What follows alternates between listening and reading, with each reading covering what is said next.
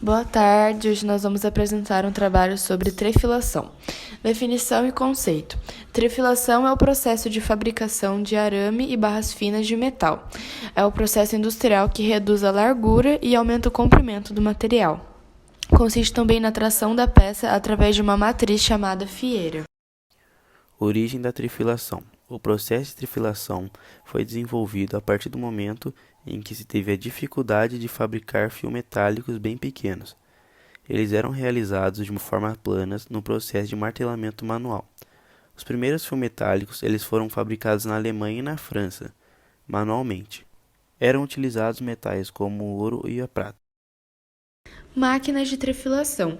Existem diferentes tipos de máquinas de trefilação e dentre elas estão as que exercem diferentes tipos de esforços, diferentes tipos de lubrificação e diferentes diâmetros do fio trefilado.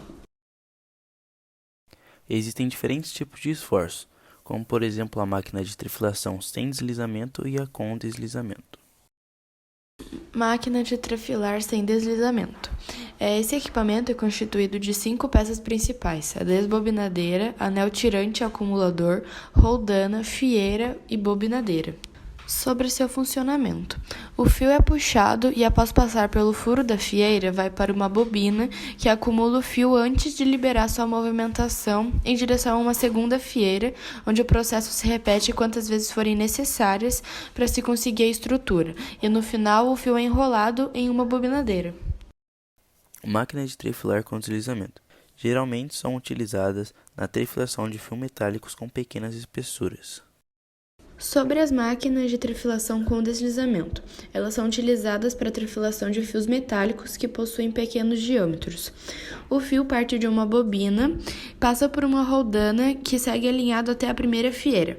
Quando sai da fieira, o fio é puxado por um anel tirante e é enrolado nele um número de voltas que dependa da força do atrito necessária para tracionar o fio através da primeira fieira. O movimento do fio provoca seu deslizamento lateral pelo anel e o sistema prossegue para as outras fieiras e anéis.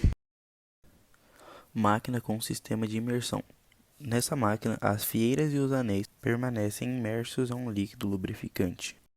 A máquina com sistema de aspersão é a máquina em que a fieira recebe um jato refrigerante e lubrificante.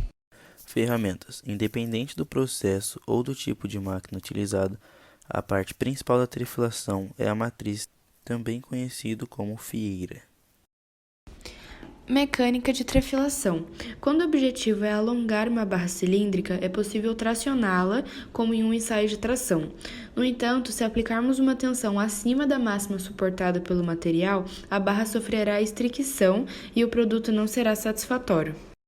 Vantagens. O material pode ser estirado e reduzido mais vezes em que qualquer outro processo.